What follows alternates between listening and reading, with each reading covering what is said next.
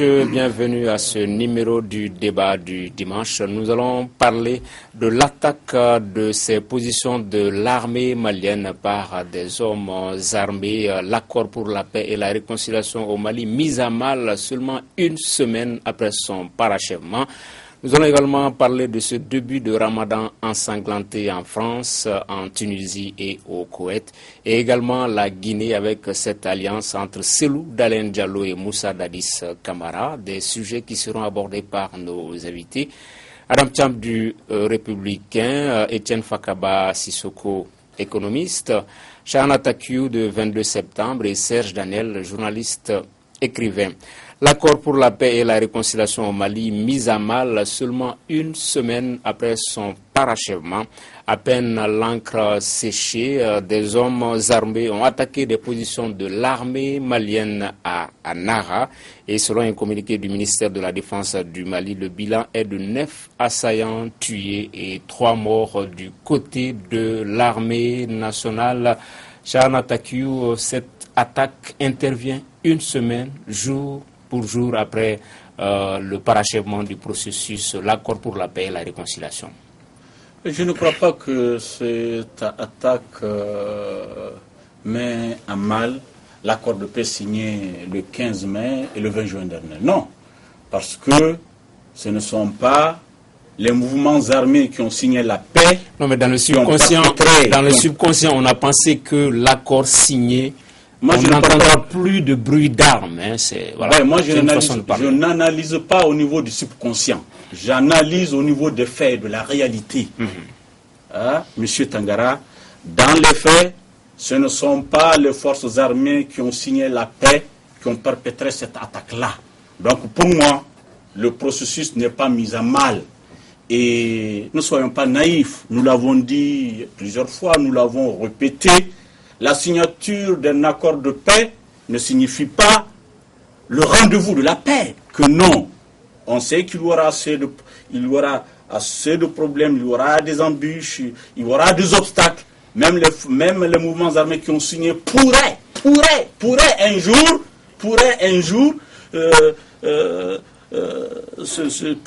perpétrer des attaques. Ça pourrait venir. Mais nous ne sommes pas encore dans ce cas de figure. Je ne le souhaite pas. Encore une fois de plus, le processus de paix n'est pas mis en cause. Ceux qui ont fait l'attaque. Non, j'ai dit mise à mal. N'est pas mise à mal. De mon point de vue, ce n'est pas mise à mal. C'est une autre histoire, différente de celle que nous avons gérée jusque-là. Mais dans son ensemble, c'est l'insécurité, c'est l'armée qui a été visée, ce sont des salafistes qui ont attaqué différents de ceux avec lesquels nous avons signé. D'accord, Etienne Sissoko sur l'attaque de Nara. Moi, je voudrais d'abord féliciter les forces armées maliennes. Contrairement à la fausse idée répandue, on a encore une armée en difficulté, une armée en reconstruction, mais nous avons une armée. Donc bravo à l'armée qui a, malgré tous les problèmes, a su quand même riposter.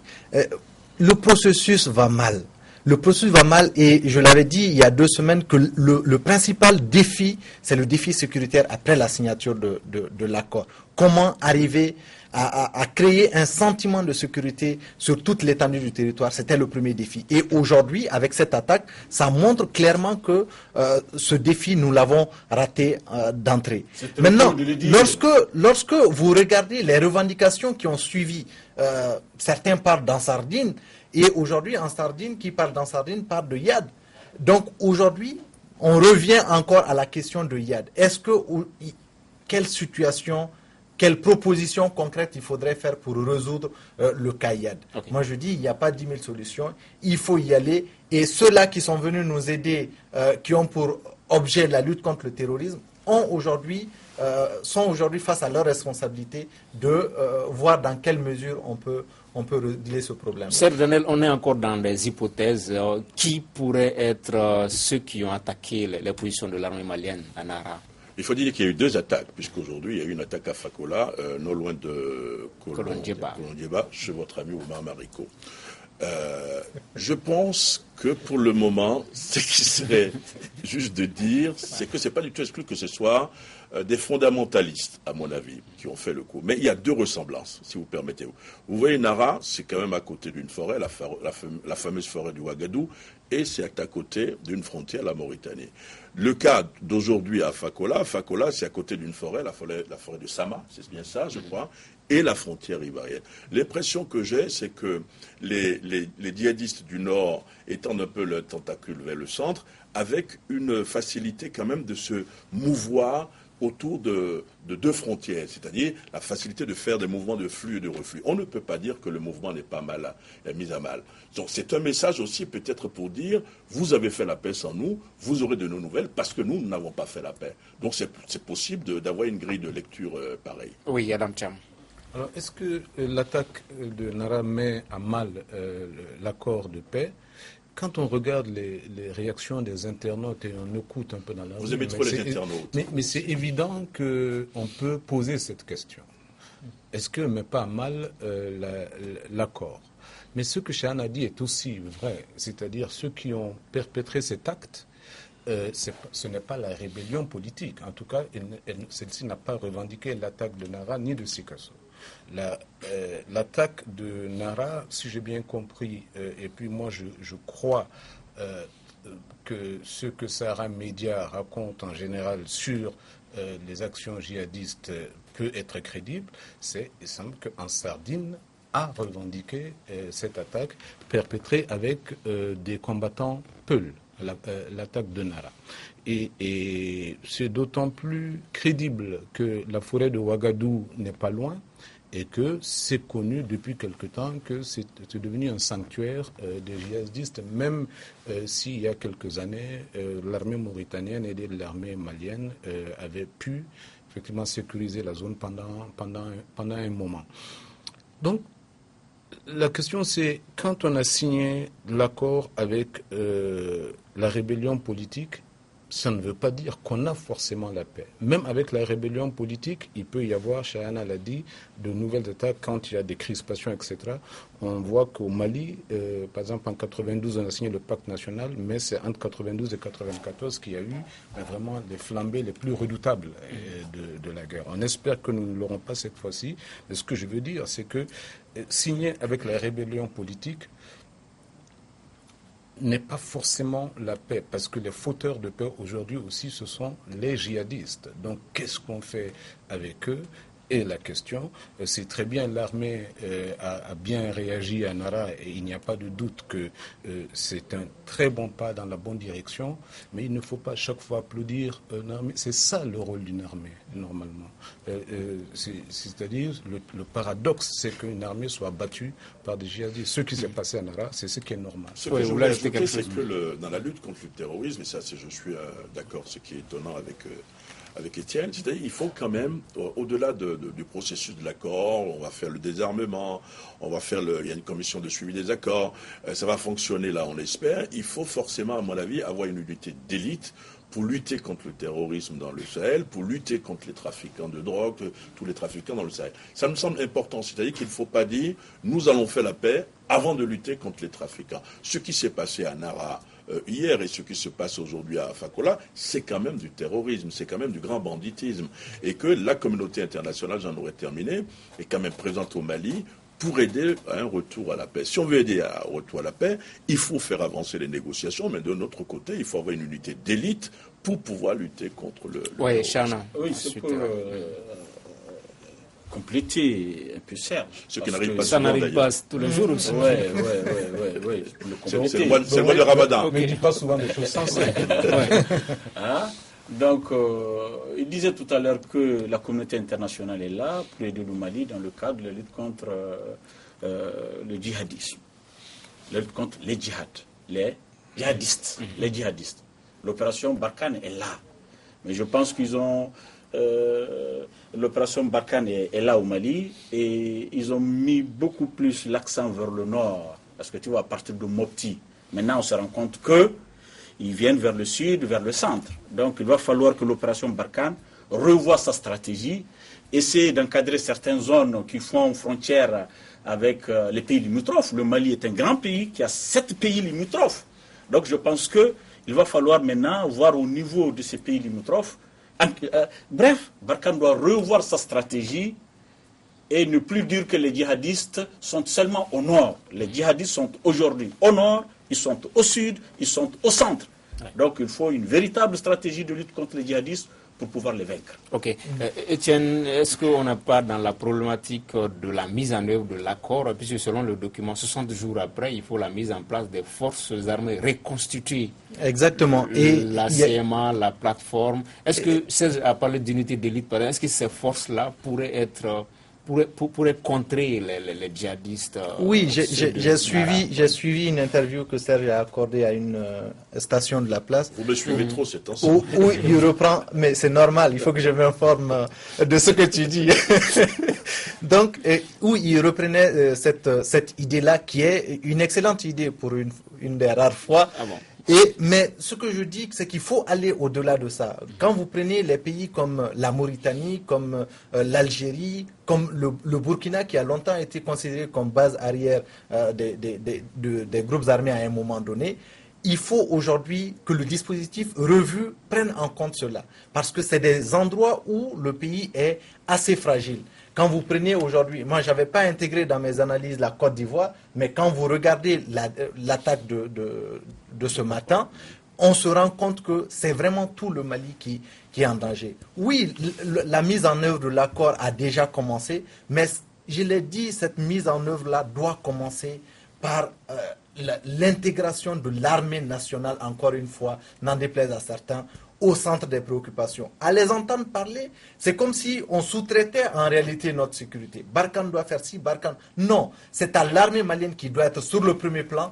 Et en ce moment, oui, il faut réhabiliter l'armée malienne. Il faut la remettre en scène, la mettre au premier plan. Et ensuite, les forces, entre guillemets, amies, suivantes. D'accord, Charles n'est pas d'accord. Il ne faut pas nous amener à dire des choses désagréables contre notre armée. J'ai dit, tout le monde le sait. Vraiment, il faut que nous soyons vraiment rigoureux et sûrs par rapport à ça. Tout le monde sait qu'aujourd'hui, notre armée ne peut pas. Aujourd'hui, notre armée ne peut pas. C'est pourquoi Force Barkhane est là. C'est pourquoi la MINUSMA est là. Nous sommes en train de reconstituer notre armée. Continuons cette reconstruction.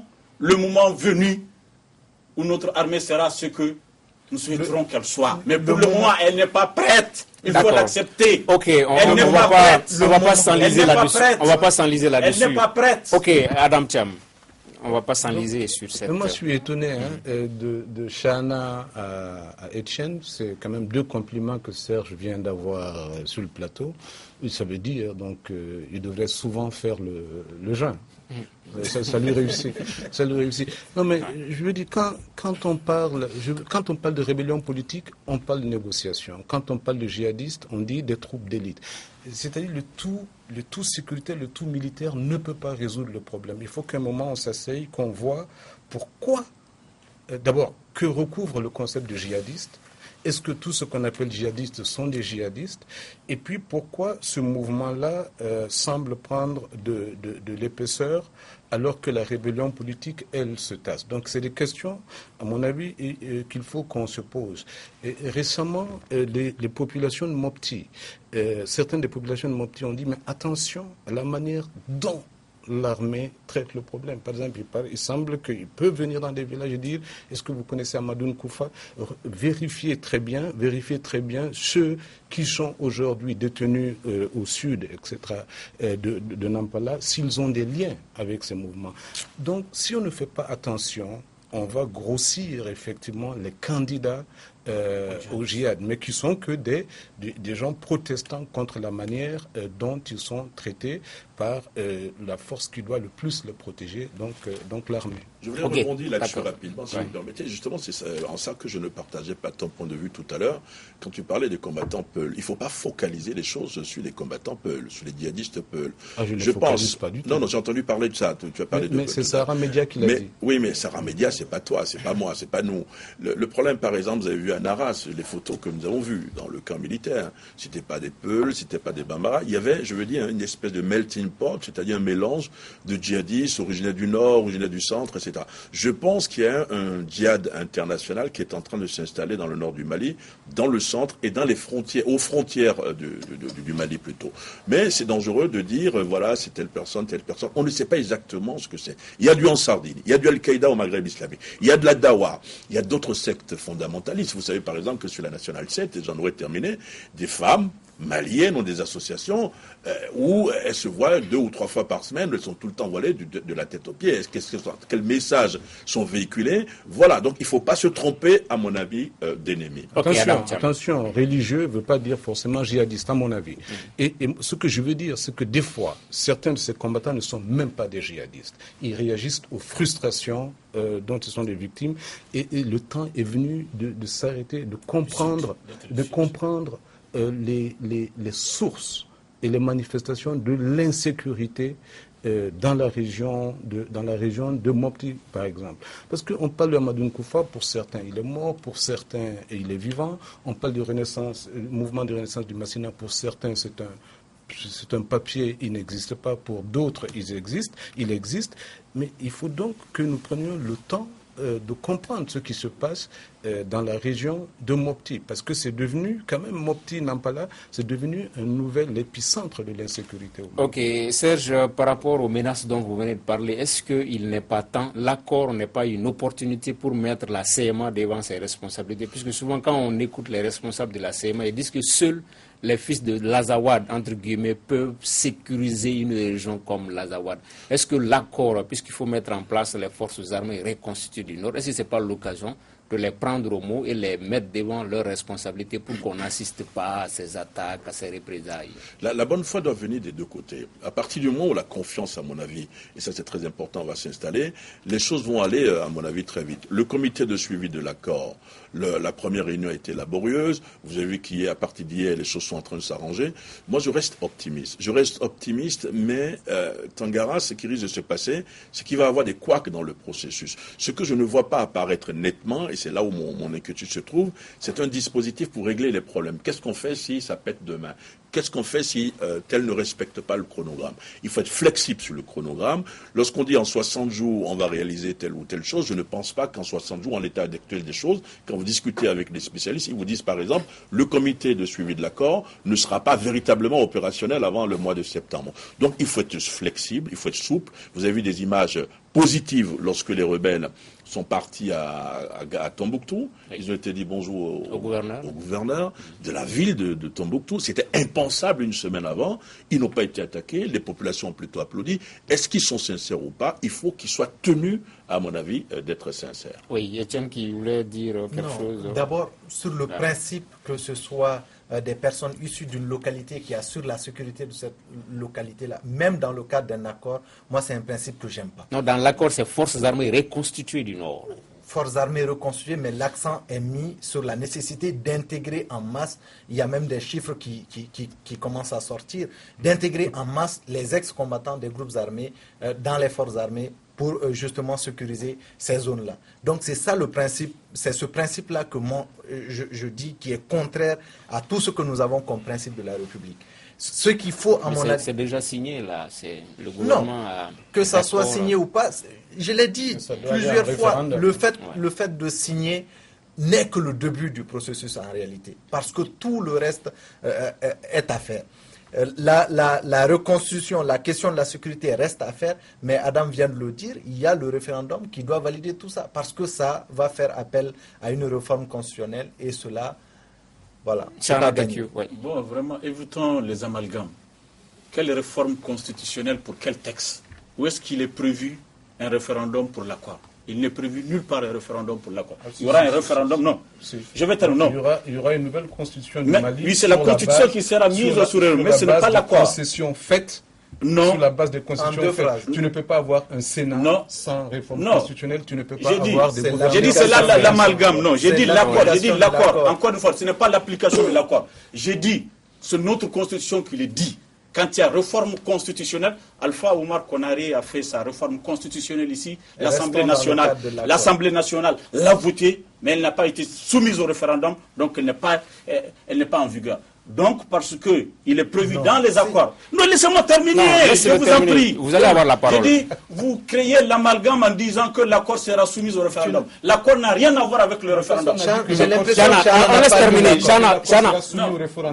On a dit qu'il y aura un référendum. Ça, c'est la Constitution. Voilà. Parce qu'on va revoir la Constitution obligatoirement. Il faut la soumettre au référendum. Donc, cela n'a rien à voir avec l'accord. Encore une fois de plus. On va essayer de parler un à un. Chana a terminé, ensuite on donne la parole à Adam Cham. Que cet accord sera soumis. Non. Il a dit les concessions faites dans l'accord donneront lieu effectivement à une nouvelle constitution. C'est le français, c'est la constitution. Et alors, si tu ne veux rien de ce qu'il y a dans cet accord, tu votes non au référendum. C'est ça qu'il a dit. Tout simplement. Ok. Voilà. Donc, Chana a terminé, ensuite on donne la parole à Etienne. L'accord, la mise en œuvre de l'accord va commencer avant même cette réforme constitutionnelle. Ça, c'est un. 2. Les forces armées reconstituées. C'est-à-dire qu'il faut qu'on avance. Il ne faut pas qu'on nous amène toujours en arrière. Ce qu'on a prévu dans l'accord qui a été signé, il ne faut pas que chaque jour, on vienne dénoncer, ça ce n'est pas bon, ça ce n'est pas bon. Avançons, ce n'est pas bon, nous l'avons accepté, nous l'avons intégré, nous allons travailler pour sa mise en œuvre. Cela dit, M. Tangara, rappelez-vous de l'alliance du 23 mai 2006, la rébellion qui est allée dans les Tegargaret. Comment cette rébellion a pu se manifester? C'est parce que, à l'époque, les ressortissants de Kidal qui étaient dans l'armée avaient demandé en grande majorité d'être mutés à Kidal. Parce qu'ils étaient nombreux. D'accord. Oui, non, je veux non. Ok. Chana, bon, maintenant je donne la parole à Etienne. Etienne Fagabasizoko. Ok. Non, mais Chana, vous n'allez pas monopoliser la parole quand même. Vous parlez depuis 2 minutes. Etienne, on va revenir vers vous. Etienne Fagabasizoko. Non, mais c'est déjà fini là, Chana. On va revenir vers vous. Etienne. Merci. Donc, j'ai bel et bien dit que dans le cadre de l'application de cet accord-là, une révision constitutionnelle est indispensable. Je n'ai pas dit que l'accord, de toute façon, il est clairement dit dedans que l'application commence dès sa signature. D'accord? Donc, aujourd'hui, ce qui est important, c'est de voir, puisque tout le monde est unanime que l'accord n'est pas parfait, c'est de voir comment redresser au fur et à mesure de l'application pour que le Mali sorte gagnant. Et pour que le Mali sorte gagnant, il ne faut pas aller justement dans ce sens-là de créer une armée au nord de notre pays, composé d'ex-combattants, parce que ça ne ferait que les renforcer davantage. Ils ont déjà une connaissance assez large du terrain, et si en même temps ils doivent continuer à être dans les forces armées maliennes et rester dans ces mêmes localités, moi je dis ça ne sert à rien. Il faut que l'armée malienne reconstituée puisse être déployée sur l'ensemble du territoire malien. Et en cas de rébellion, on ne le souhaite pas dans 10-15 ans, on va trouver en ce moment que... Tu le souhaites parce d'accord. que tu l'as dit. Donc l'enseignement, Adam Cham, le principal enseignement, c'est que l'accord, la paix n'est pas au bout du stylo. Peut-être c'est pas demain ou après-demain qu'on va voir des touristes aller à Tombouctou, Gao, Kidal, que les Maliens fassent encore un peu preuve de patience. La paix, elle n'est pas systématique, le retour définitif de la paix. Oui, c'est-à-dire qu'il faut dissocier ce qui s'est passé à Nara de la question de l'accord, parce que ce n'est pas la rébellion politique qui a fait cette attaque, elle ne l'a pas revendiquée. Le Nara veut dire simplement qu'il ne suffit pas de signer avec la rébellion politique pour avoir la paix. Et qu'il faut imaginer des formes de ramener la paix qui ne sont pas forcément le tout militaire et le tout sécuritaire. On a vu en Mauritanie que le président a effectivement fait une grande conférence nationale sur l'islam pour mettre en dialogue les différentes composantes de l'islam. Et on a vu aussi que la plupart du temps, on a vu comment le Moujao s'est créé. Le Moujao s'est créé aussi en partie à cause des frustrations des peuples qui ont perdu leurs animaux du fait de l'arme, du fait des milices et du fait de l'administration et des juges. Non, je veux dire, je dis, ils sont partis de ceux qui ont rejoint le Moujao à cause des frustrations. Et donc, tant que il y a des abus, tant qu'il y a des exactions, et tant que les abus et les exactions sont la norme, effectivement, il va y avoir des frustrations. Et le meilleur moyen pour envoyer quelqu'un chez les djihadistes aujourd'hui, c'est effectivement un peu ce qui se passe dans la région, dans les trucs d'Nampala, et c'est dénoncé. C'est dénoncé, on n'a pas peur de le dire sur le plateau. Ce sont des violations extrêmement graves des droits humains. Ok, Serge, une dernière question là-dessus. Est-ce que ce n'est pas le processus globalement même d'Alger qui est interpellé par rapport à ces attaques? Puisque soit on les combat, on les mate, ou bien soit on fait la paix avec eux en trouvant une formule pour les faire adhérer au processus. Est-ce que globalement, ce n'est pas le processus qui est interpellé? Je suis parfaitement de votre avis, le processus est interpellé.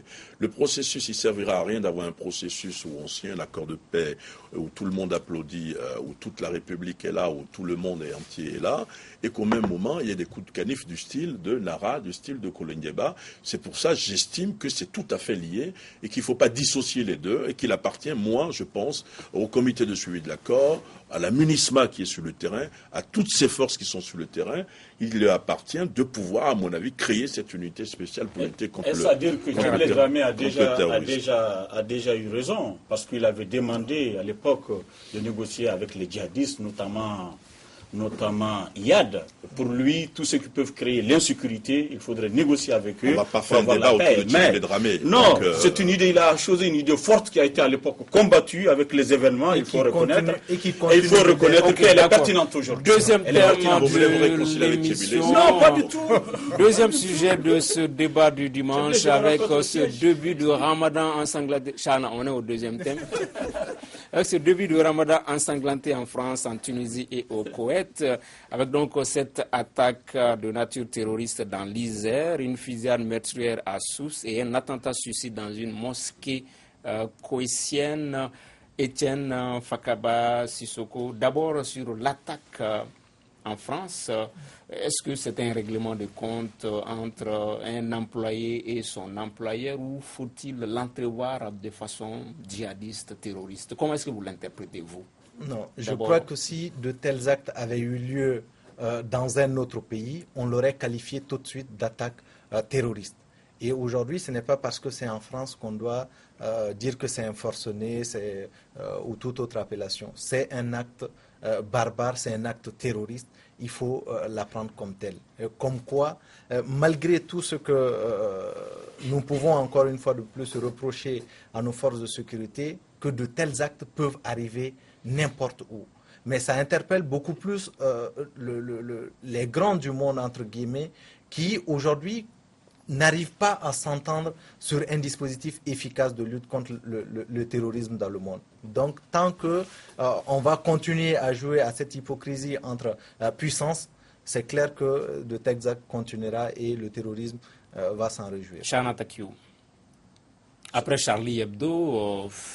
Les frères Kouassi, Koulibaly, il y a cet acte terroriste. C'est un acte terroriste, il faut le dire haut et fort, parce que la France est au devant de la lutte contre les djihadistes. Donc, ce n'est pas étonnant qu'en France même, qu'il y ait vraiment des terroristes qui ne viennent pas de l'extérieur, mais qui sont dedans, mais qui frappent de façon tout à fait isolée. Mais ce que moi je déplore, c'est la réaction du Premier ministre français qui parle de guerre de civilisation. On sait ce que cette expression sous-entend quand on parle de guerre de civilisation. Les autres sont des barbares, et ils sont la civilisation supérieure. Je pense que le terrorisme, il faut avoir la tête froide pour lutter contre le terrorisme. Est-ce que vous voyez? Et non pour tomber vraiment dans des actes, j'allais dire même racistes qui ne dit pas son nom. D'accord. Dans les trois cas, on a affaire au terrorisme, mais avec des particularités. Parce que en France, par exemple, moi je suis tenté de dire, avant la fin des enquêtes, que c'est un autoradicalisé qui a fait ce qu'il a fait. Vous avez vu, il a pris une photo avec une tête égorgée. Donc c'est un acte terroriste. Maintenant, la particularité en Tunisie, c'est que ça vise quand même le secteur touriste. Ce sont les touristes qui ont été visés. Donc c'est pour frapper au cœur de l'économie, pour frapper en même temps ceux qu'ils appellent les ennemis de l'islam, entre guillemets. Alors qu'au Koweït, ce qui est important, c'est que c'est à l'intérieur d'une mosquée mosquées qu'ils ont frappées, comme pour dire, vous ne pratiquez pas la religion que nous souhaitons que vous pratiquiez. Donc c'est 3 actes terroristes à mon avis, mais avec peut-être des grilles de lecture différentes. Justement, d'aucuns avaient dit que les 3 actes n'étaient pas coordonnés. C'est vrai, c'était simultané, mais beaucoup ont pensé que ce n'était pas coordonné. Il y avait normalement même plus que 3 actes. Il y avait 4, il y a le cas de la Somalie. Mais il faut dire que les mouvements, enfin les structures fêtières du radicalisme avaient appelé à intensifier les attaques pendant le Ramadan. Donc il est possible effectivement que ce message ait été entendu. Et c'est vrai que, à mon avis, la toute-puissance des médias français a relégué au second plan ce qui s'est passé au Koweït, qui me paraît extrêmement grave. C'est la 2e ou 3e fois qu'on attaque des musulmans dans les mosquées. On ne peut donc plus parler d'islam. Et à mon avis, ce qui s'est passé en Tunisie est aussi beaucoup plus grave parce que c'est une manière d'attaquer effectivement un des ressorts de l'économie tunisienne qui est le tourisme. Mais en France, on ne peut pas sous-estimer ce qui s'est passé. C'est vraiment au plan simplement de la morale. Je ne sais pas comment on peut faire ce qui s'est passé dans l'Isère, donc décapiter son patron et puis se faire photographier avec. Et je crois que si Manuel Valls parle d'une guerre de civilisation et ça va déclencher un grand tollé, il ne faut pas que les musulmans s'en offusquent parce qu'un musulman ne peut pas faire ce qui s'est passé en Isère. Oui, Étienne, ensuite... Chana, ensuite Étienne. D'accord. Bon, moi, sur la question, le cas tunisien me semble être un cas très dangereux parce que les autorités tunisiennes ont pris une décision qui conduit forcément à la radicalisation. Le fait de vouloir fermer, si ce n'est déjà pas fait, 80 mosquées. 80 mosquées. Les fidèles de ces mosquées-là seront offusqués. Donc, il y aura un mécontentement général. Imaginez-vous, les fidèles de 80 mosquées, les imams, les musulmans, tout le monde. Donc, on le conduit dans la radicalisation. D'accord. Et cette radicalisation peut nous conduire à un scénario comme celui du fils en Algérie. Que Dieu nous en garde. Ok, Étienne. Deux choses. La première, c'est que quand vous regardez l'âge de celui qui a fait, il est né en 92, c'est qui fait dire que c'est relativement un jeune. En Afrique, actuellement, on se dit, si ce n'est pas des jeunes qui vont mourir sur les mers, c'est des jeunes qui prennent des armes au nom d'une religion. Donc, il y a la fameuse question, la problématique toujours de la jeunesse, de l'emploi des jeunes, des politiques économiques que nous mettons en place. Voilà. Donc, oui, mais il y a la question aussi de la religion, ne le cachons pas. Et les chefs religieux ont un rôle fondamental à jouer. Et autre chose, c'est que ça met à nu, ça met en évidence l'échec de ce qu'on a appelé le printemps arabe. Parce que quand vous regardez en Égypte, on a été obligé de restaurer l'ordre ancien. En Libye, ça ne va toujours pas. En Tunisie, c'est le chaos. Donc aujourd'hui, la question aussi qu'on se pose, c'est est-ce qu'il faut plutôt tendre vers cette démocratie entre guillemets de façade où il faut véritablement privilégier la stabilité et dans tous ses sens. Ok, Serdanel, l'après-révolution en Tunisie a suscité peut-être la multiplication du nombre de djihadistes. Il y avait beaucoup de volontaires pour la Syrie, si bien que le président tunisien a laissé entendre l'autre jour que la Tunisie seule ne peut pas, peut-être ça avait été déjà entendu dans d'autres pays, seule contre le terrorisme, la Tunisie seule ne peut pas. C'est le problème. Et je pense qu'ils ne peuvent pas. Et ce qu'on constate sur le plan du djihad international aujourd'hui, c'est que vous avez deux tendances, et il y a une tendance qui est en train de prendre le pas sur l'autre. Vous avez ceux qui disent, bon, les djihadistes doivent retourner dans leur pays respectif, former le djihad, donc le djihad national, l'ensemble des djihad nationaux qui forment le djihad international. Mais vous avez une autre tendance, et c'est ça qui est dangereux, qui dit, non, nous allons créer un grand pays, nous allons créer deux grands États islamiques. Donc vous avez la Syrie, ce qui se passe aujourd'hui en Syrie. Et ce qui se passe, c'est que vous avez des combattants, la plupart du temps des jeunes, qui quittent leur pays, qui vont là-bas. Mais quand ils vont là-bas, ils sont tentés de revenir. Et malheureusement, c'est dangereux, je trouve. Dernier thème de l'émission, va-t-on vers une alliance Cellou Dalein Diallo Moussa Dadis Camara dans la perspective de la présidentielle guinéenne? Oui, si l'on en croit cette annonce le 20 juin dernier à Ouagadougou, à l'issue d'une rencontre entre les deux leaders, le parti UFDG de Cellou Dalein Diallo et FPDD de Moussa Dadis Camara. Chana Takiou, alliance contre nature?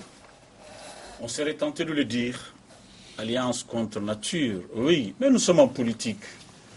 En politique, ou disons non politique, surtout en Afrique, n'ont pas d'idéologie. Hein. Si vous prenez la Côte d'Ivoire, vous prenez le Sénégal, vous prenez le Mali, vous prenez le Niger, vraiment il n'y a pas de ligne idéologique. Au Sénégal, les libéraux sont avec les socialistes. Au Mali, c'est la même chose. Donc ce n'est pas étonnant qu'en Guinée, qu'il y ait une telle situation. Il n'y a pas de ligne idéologique de façon générale en Afrique dans les politiques. Mais ce qui est davantage navrant, c'est la morale en politique. Parce que les actions en politique doivent être sous-tendues par la morale. Mais toujours en Afrique, nos politiques nous ont habitués à cette habitude-là. Il n'y a pas de morale en politique. Il n'y a pas de morale. Alors que la morale doit être le soubassement de la politique. Il n'y a pas de morale en politique. Est-ce qu'il y a un pays où au niveau de la politique, il y a la morale, mon cher? Hein? Bon, si, par exemple, même si, par exemple, en Occident, non, au Mali, je ne dirais pas qu'il y a la morale. Hein. La morale, on brise la morale souvent pour les intérêts politiques. Pour les politiques, ce qui compte, c'est le résultat. C'est le résultat. Même s'il faut passer par des cadavres, marcher par des cadavres, pour atteindre le pouvoir, il faut y aller. D'accord, Étienne. Il faut voir les motivations de cette alliance. D'abord, Cellou Dalein Diallo a perdu les élections en grande partie parce qu'on a fait le slogan « tout sauf un peuple » au pouvoir. Donc en faisant cette alliance, il se met avec quelqu'un qui n'est pas un peuple.